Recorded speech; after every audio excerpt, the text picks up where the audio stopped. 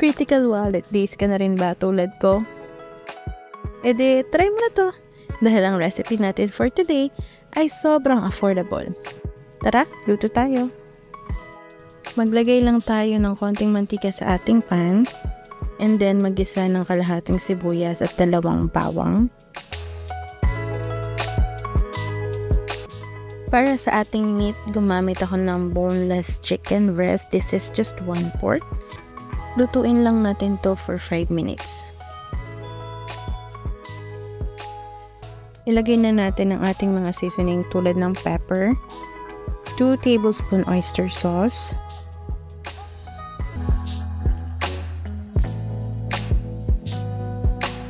and then for the salt guys, konti lang since maalat na yung ating oyster sauce. And then yan, mix lang. Now, lagay na natin ang ating kangkong. Guys, kayo nang bahala kung gaano karaming gusto nyong ilagay, but for me, mas marami, mas okay.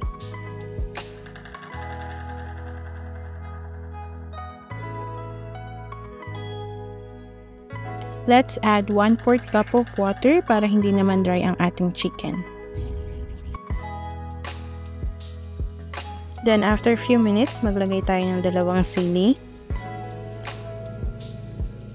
Optional lang to guys. If ayaw nyo ng spicy, then you can skip this one.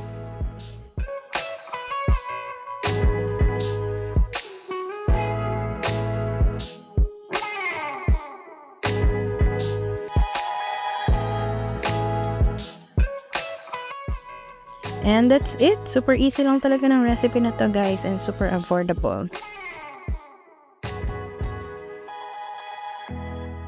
And serve natin siya with rice.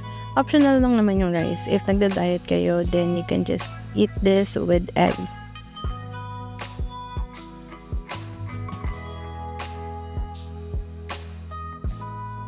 Then add lang tayo ng konting sesame seed. If mahilig kayo sa manghang, damihan nyo yung chili, mas masarap siya. Pwede nyo siyang i-store sa refrigerator for 2 days and pwede ring freeze for 3 to 4 days. So yeah guys, try nyo na to.